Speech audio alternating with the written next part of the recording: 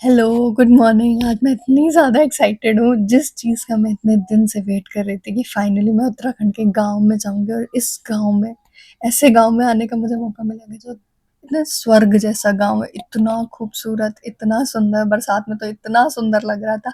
जिनके घर पे मैं रुकी हुई ना, वो यहाँ की जिला पंचायत अध्यक्ष हैं, तो उन्होंने मुझसे ऐसे रैंडमली बोला, "तुम गाँव घूमना चाहती हो?" मैंने कहा, "हाँ, हाँ, बिल्कुल।" तो फिर बोली कि चलो मैं तुम्हें लेके चलती हूँ गाँव में, मुझे एक्चुअली जाना है, कुछ लोगों से मिलना भी है और मुझे अपने सास-ससुर से भी मिलना है, तो चलो मैं तुम्हें अपने दूसरे गाँव लेके चलती हूँ। मैंने कहा अरे वाह! नेकी और पूछ-पूछ मैं फटाफट रेडी हुई और निकल गई उनके साथ। वो बहुत ही अच्छी, मतलब शी इज़ सो स्वीट और इतनी हम्बल, इतनी ज़्यादा अच्छी। उन्होंने मुझे अपनी शॉल दी, बोली बेटा बाहर बहुत ज़्यादा ठंडी है, मैं तो कुछ लेके नहीं गई थी। मैंने ये बंद गोभी के खेत देखे प्रॉपर, इतने सुंदर। हम लोग बात करते-करते जा रहे थे। हर घर में थोड़ा-थोड़ा किसी ने कुछ-कुछ बोया हुआ है, किसी ने बंद गोभी, किसी ने शिमला मिर्च, किसी ने बीन्स, किसी ने खीरे, सब कुछ। और ये घर इतना सुंदर मुझे लगा, मैंने देखा, मैंने कहा मैम थोड़ी देर रुकते हैं यहाँ पे? बोली हाँ ठीक है, रुकते-रुकते हैं। मैं देख रही थी और लोग झरोखों से बात कर रहे थे उनसे, सारे लोग जितने उनको जानते थे ना, सब उनसे बात कर रहे थे, अपने हाल-चाल बता रहे थे। वो थोड़ा-थोड़ा दूर पे रुक जा रही थी, बात कर रही थी, सबके हाल-चाल ले रही थी, सब बता रहे थे कि बरसात में क्या-क्या प्रॉब्लम्स हो रही हैं यहाँ पे, गाँव में क्या-क्या प्रॉब्लम होती है। बट इतने स्वीट लोग थे, इतने ज़्यादा अच्छे थे सब। हम लोग गए, उनके घर जा रहे थे, बिल्कुल बादलों के ऊपर। लोगों ने इतने सुंदर घर बना रखे, मुझे तो मन कर रहा था कि 1 हफ्ता मुझे इन घरों में रहने का मौका मिल जाए। फाइनली फिर हम उनके घर पहुँचे, दूसरे घर। फिर उनके सास-ससुर से मिले, इतने अच्छे लोग थे, मैं तो कभी नहीं मिली थी, पहली बार में मुझे इतना प्यार दे दिया, मेरे अपने क्या देंगे।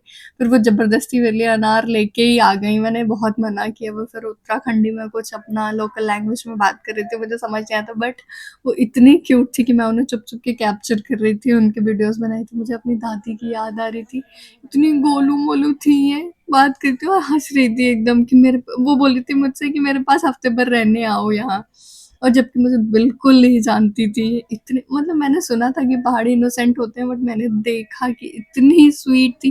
वो बार-बार मुझसे कह रही, "यहीं रुको।" फिर हम वापस निकले, उनके यहाँ शिमला मिर्च लगी हुई थी, मैंने उसे भी कैप्चर किया। फिर ये दादी मिली है, वो अपने दाँत साफ कर रही थी, मैंने उन्हें भी कैप्चर कर लिया। इतना सुंदर था ना ये मतलब ये जो एक्सपीरियंस था मेरा, इतना खूबसूरत। और ये एक लेडी थी, बोझा लेके जा रही थी, मैंने उनको भी कैप्चर किया। फिर फाइनली मुझे इस घर के अंदर जाने का मौका मिल गया।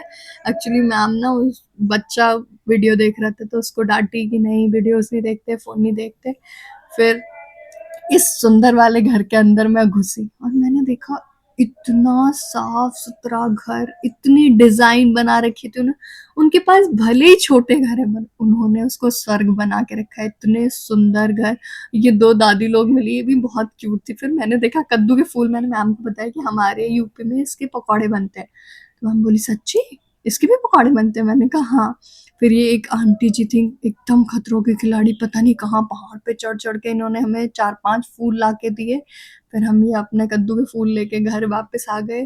और जब घर वापस आए, इतना मैं थक चुकी थी कि ऐसे रास्ते थे ऊँचे-नीचे, मेरी तो बिल्कुल आदत नहीं थी। मैं घर आई और फाइनली आप लोगों को ये तो बहुत छोटी-सी चीज़ मैंने दिखाई है, इतनी सुंदर-सुंदर चीज़ें अभी दिखाने के लिए बाकी है ना, तो स्टे ट्यून्ड और subscribe my channel. Thank you, bye-bye.